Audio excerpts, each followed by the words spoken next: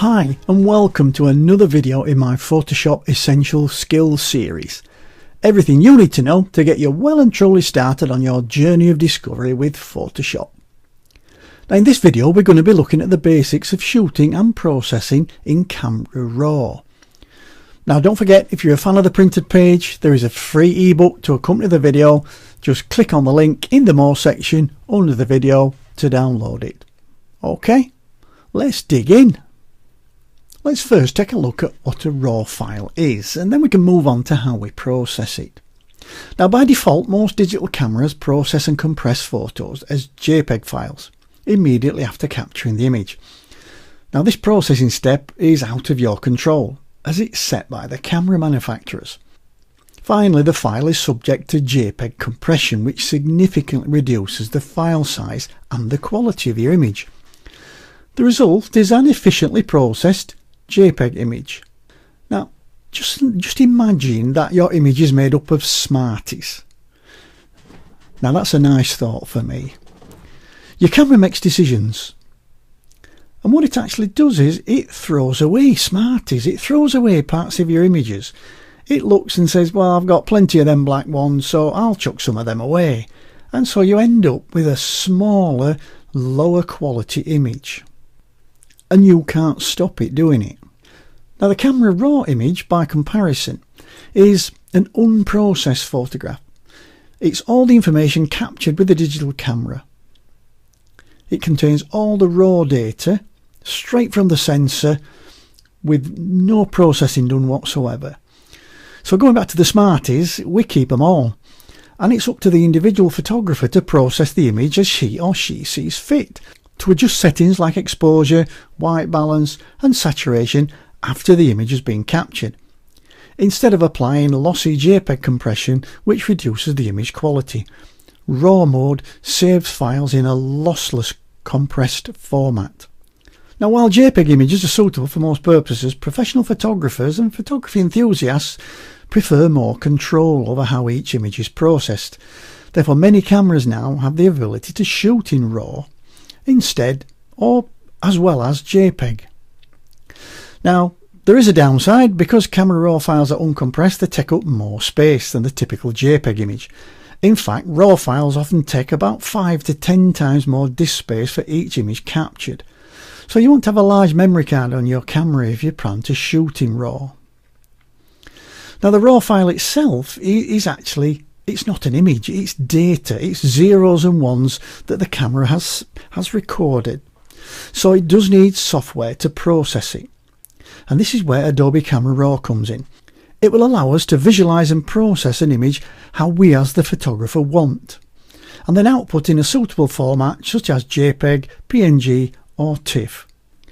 Now whenever you open up a RAW file, it will open up into Camera Raw automatically, because as I said earlier, RAW files have to be processed before you can work on them in Photoshop.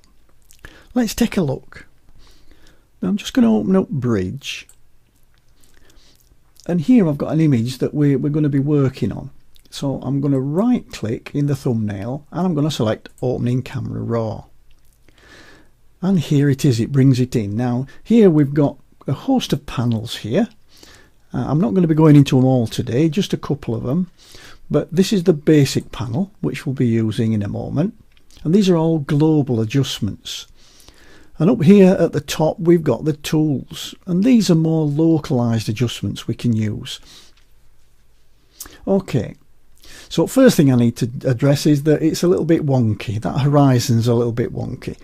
So let's address that with the straighten tool. I'll click on the straighten tool and I know it's a bit hazy, but I'll click and drag somewhere like that and let go, and then double click to straighten the horizon. Okay, now the workflow basically is working from top to bottom, from top down.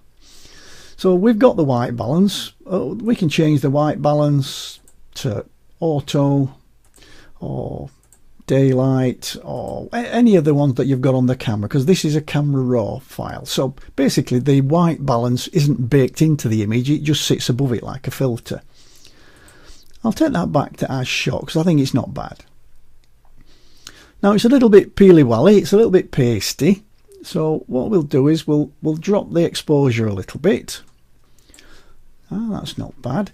Now it does tend to wash things out a little bit when you have quite big moves with the exposure, so we'll combat that with a little bit of a contrast boost.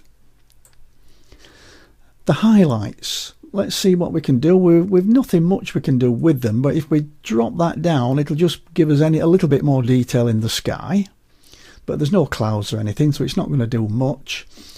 And then the shadows, it's a little bit dark, so let's pull the shadows out a little bit just to lighten it up.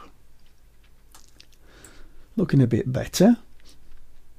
Now the white and the black point, well, what I'm going to do, I'm going to hold the Alt key down and click on the white slider, and I'll just drag it out until it starts to clip. And by clipping I mean that you can see those little colours appearing.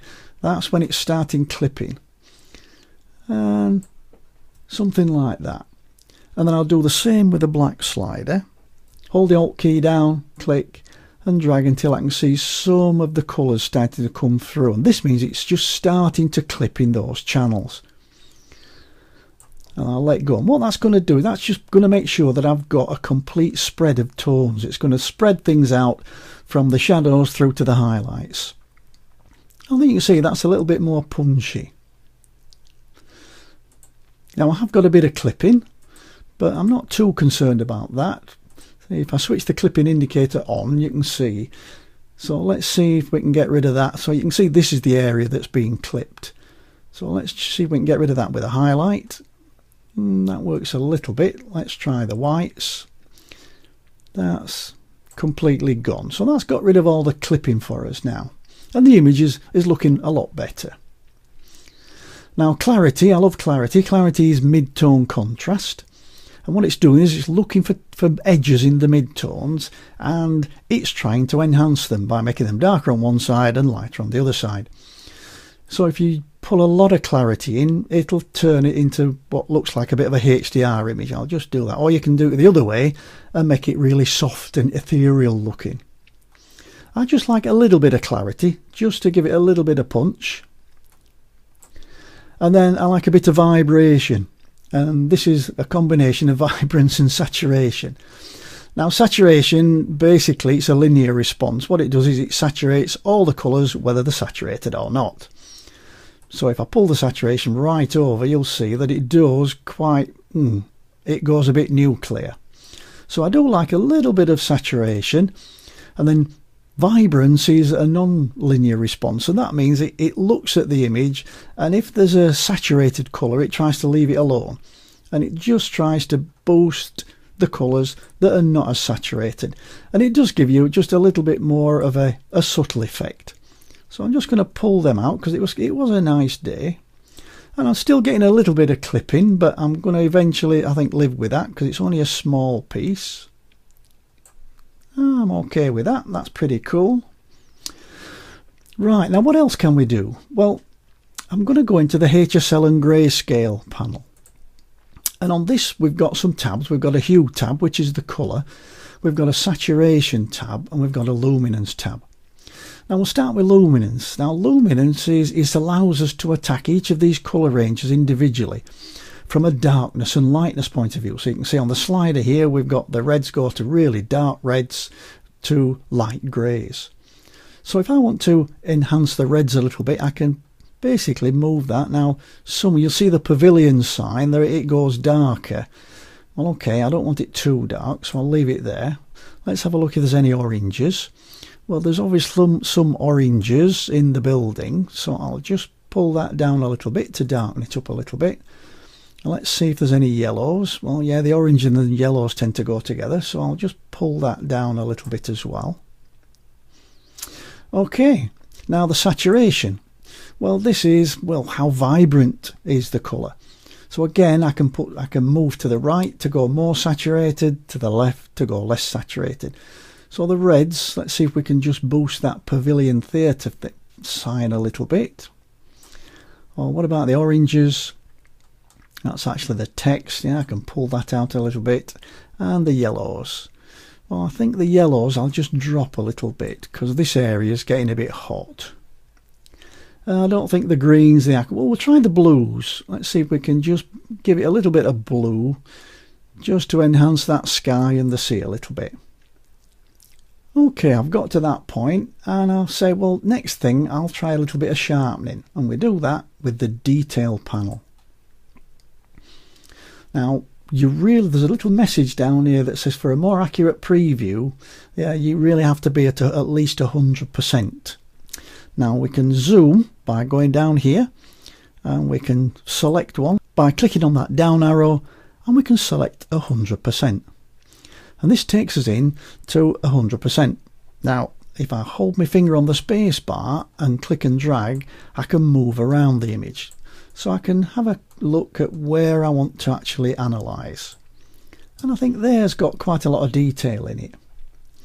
Now there is a little bit of noise. So what I'm going to do, I'm just going to pull a little bit of Luminance noise reduction in, just to soften that noise off a little bit. And then I'm going to go to the sharpening.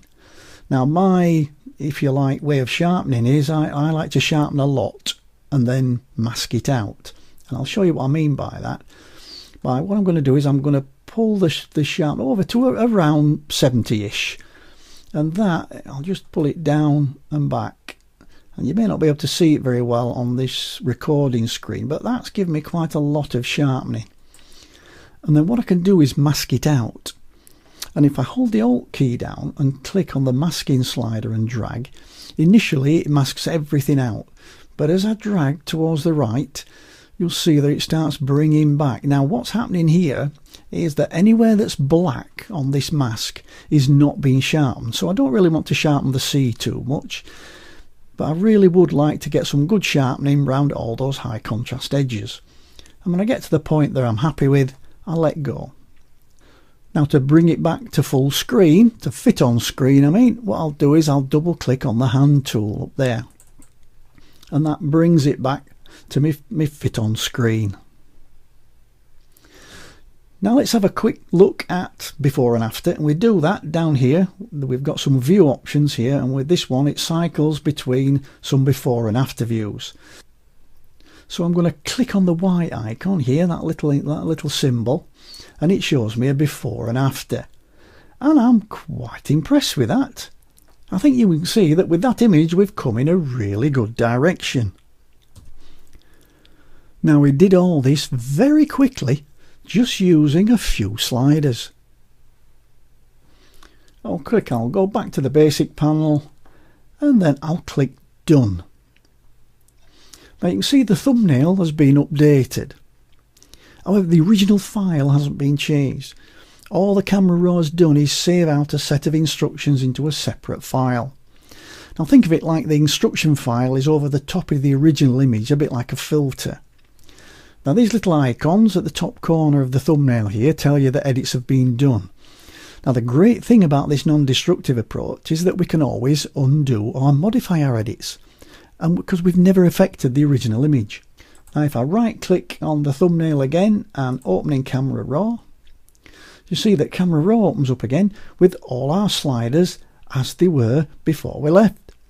So we can either do some modifications, or we can throw them away and start again. We can zero all the sliders.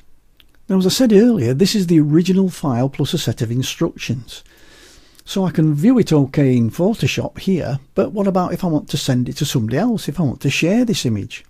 Now what you can do is go down to Save Image, and you can save the image out as a new JPEG image with all your adjustments included, or another format. Or you could click on the Open Image button to open the image in Photoshop to do some more work on it. Now here I have opened the image from Bridge into Camera Raw. Now you can use Camera Raw on any image that you have open in Photoshop, because you can apply Camera Raw as a filter. So let me just open this image in Photoshop now, just to show you that. Okay, we've now got an image, it could be any image, opened up in Photoshop. And if we want to use Camera Raw now, we can go to Filter and Camera Raw Filter. So really you can edit any image in Camera Raw like JPEGs. However, the big benefit is in processing RAW files. Processing JPEG images, you get the advantage of a simpler workflow, But as the image has already been processed and compressed by the camera, you'll not have the same latitude to rescue blown highlights and blocked out shadows as you have with a RAW file. Well, that's it for this video. I do hope you liked it. If you did, please give me a thumbs up or leave a comment under the video. Or please share it with a friend or two. Don't forget to check out the More area under the video for the link to any download files or free ebooks. And please click the subscribe button at the end of the video so when I upload a new video, you are the first to know. I'll see you in the next video. Bye for now.